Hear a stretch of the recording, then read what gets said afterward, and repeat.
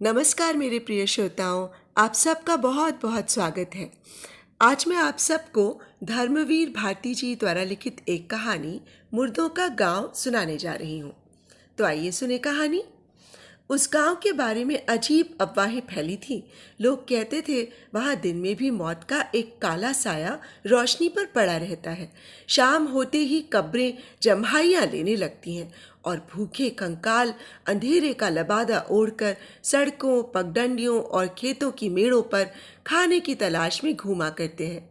उनके ढीले पंजरों की खड़खड़ाहट सुनकर लाशों के चारों ओर चिल्लाने वाले घिनौने सियार सहम कर चुप हो जाते हैं और गोश्तखोर गिद्धों के बच्चे डैनों में सिर ढांपकर सूखे ठूठों की कोटरों में छिप जाते हैं। इसी वजह से जब अखिल ने कहा कि चलो उस गांव के आंकड़े भी तैयार कर ले, तो मैं एक बार कांप गया। बहुत मुश्किल से पास के गांव का एक लड़का साथ जाने को तैयार हुआ। सामने 2 मील की दूरी पर पेड़ों के झुरमुटों में उस गांव की झलक दिखाई दी। मील भर पहले ही से खेतों में लाशें मिलने लगीं। गांव के नजदीक पहुंचते पहुंचते तो ये हाल हो गया कि मालूम पड़ता था भूख ने इन गांव के चारों ओर मौत के बीज बोए थे और सड़ी लाशों की फसल लहलहा रही थी। कुत्ते, गिद्ध, सियार और कौवे उस फसल का पूरा लाभ उठा रहे थे। इतने में हवा का एक तेज झोंका आया और बदबू से हम लोगों का सिर घूम गया, मगर फिर जैसे उस दुर्गंध से लदकर हवा के भारी और अधमरे झोंके सूखे बांसों के झुरमुटों में अटक कर रुक गए। सामने मुर्दों के गांव का पहला झोपड़ा दिख पड़ा। 3 ओर की दीवारें गिर गई थीं और एक ओर की दीवार के सहारे आधा छप्पर लटक रहा था। दीवार की आड़ में एक कंकाल पड़ा था। साथ वाला लड़का रुका। ये निताई धीवर का है। कहाँ? अखिल ने पूछा। वो निताई धीवर सो रहा है। लड़के ने कंकाल की ओर संकेत किया। वो धीवर था और गांव का सबसे पट्टा जवान। अकाल पड़ा, भूख से उसकी माँ मर गई। उसके पास खाने को न था। फिर लकड़ी लाकर चिता सजाना तो असंभव था। उसने अपनी नाव बाहर खींची, माँ के शरीर को नाव में रखा, ऊपर से सूखी घास रखी और आग लगा दी। रहा सहा सहारा भी चला गया और एक दिन वो भी यहीं भूखा सो गया। यहीं इसी जगह उसकी माँ ने भी दम तोड़ा था। वो लड़का बोला। हवा का झोंका फिर चला और खोखले बांसों से गुजरती हुई सन्नाटे में हवा फिसल पड़ी। लड़का चीख पड़ा। वो सांस ले रही है, सुना नहीं आपने? कौन? वो जुलाहिन सांस ले रही है। क्या वाहियात बकता है? अखिल ने झुंझला कर डांटा। कौन जुलाहिन? आपको नहीं मालूम? वो सामने झोपड़ी है ना, उसी में जुलाहे रहते थे। उसमें से 3 भूख से मर गए। रह गए सिर्फ जुलाहा, जुलाहिन और उनका करघा। मगर भूख से उनकी नसें इतनी सुस्त थीं कि करघा भी बेकार था। उन्होंने पास के जंगल से जड़ें खोदकर खानी शुरू की। उनके दांत नुकीले हो गए जैसे सियारों की खीसें। जुलाहा बीमार पड़ गया। जुलाहिन जड़ें खोदने जाती थी। एक दिन जड़ें खोदते वक्त खुरपी उसके कमजोर हाथों से फिसल गई और बाएं हाथ की तर्जनी और अंगूठा कट कर गिर गया। जब वो घर पहुंची तो भूखा व बीमार जुलाहा झल्ला उठा और चिल्ला कर बोला, निकल जा मेरे घर से, अब तू बेकार है, न करघा चला सकती है न जड़ें खोद सकती है।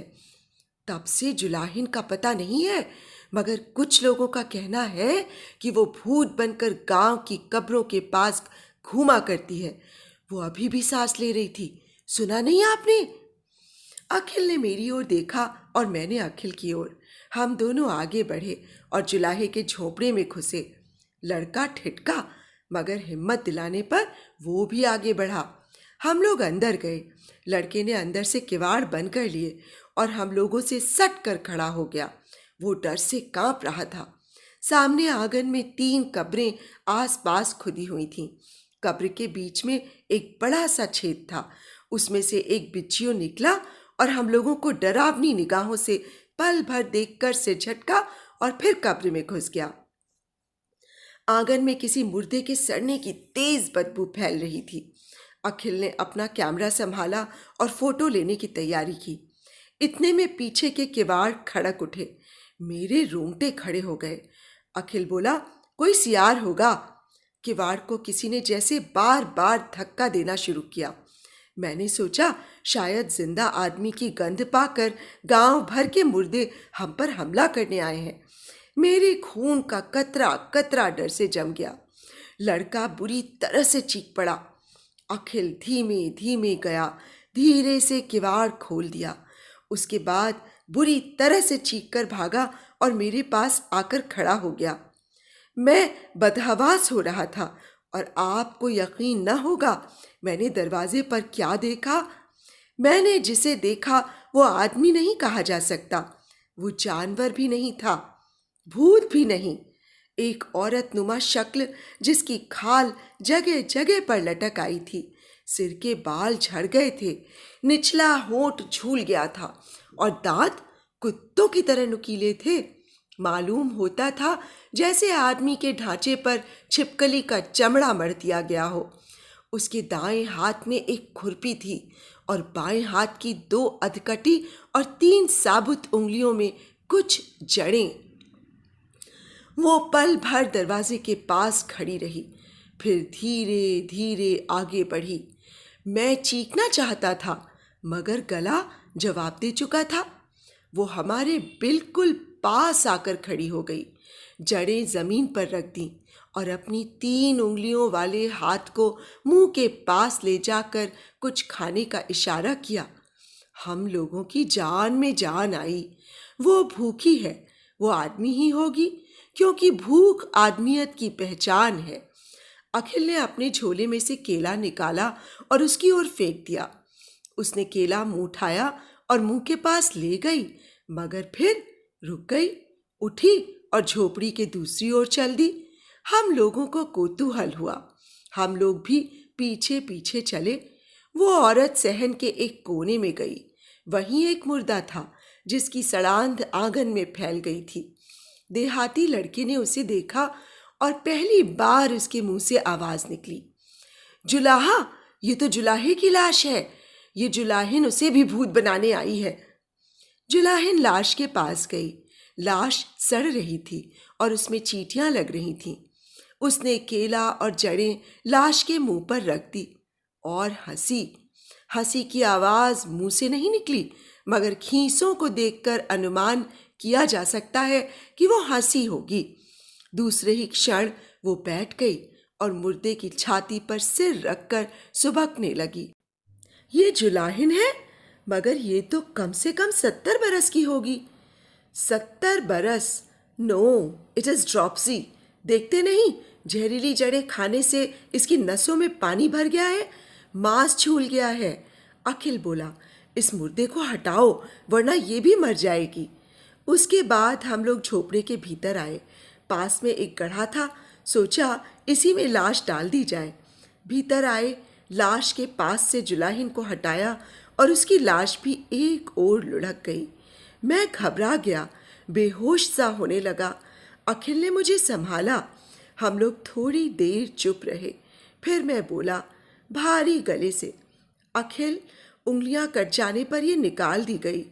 फिर किस बंधन के सहारे, आखिर किस आधार के सहारे ये मरने से पहले जुलाहे के पास आई थी जड़ें लेकर? क्यों? अखिल चुप रहा। मुर्दों के गांव की दोनों आखिरी लाशें सामने पड़ी थीं। अच्छा उठो, अखिल बोला। हम लोगों ने लाशें उठाईं और गड्ढे में डाल दी। एक ओर जुलाहा, दूसरी ओर जुलाहिन। बांस के सूखे पत्तों से उन्हें ढक दिया। मैंने अपनी उंगली से धूल में गड्ढे के पास लिखा, ताजमहल 1943, और हम चल पड़े। तो दोस्तों, अभी आप सुन रहे थे धर्मवीर भारती जी द्वारा लिखित एक कहानी, मुर्दों का गांव। आप सबको कहानी और मेरा वाचन कैसा लगा मुझे ज़रूर बताइएगा, और यदि अच्छा लगा तो मेरे इस चैनल को सब्सक्राइब कर लीजिएगा और मेरी कहानियों को लाइक और शेयर, और हाँ, बेल आइकन भी दबा लीजिएगा, जिससे कि मेरी आगे आने वाली कहानियों की नोटिफिकेशंस आपको मिलती रहें। तो अब मुझे इजाज़त दीजिए। नमस्कार।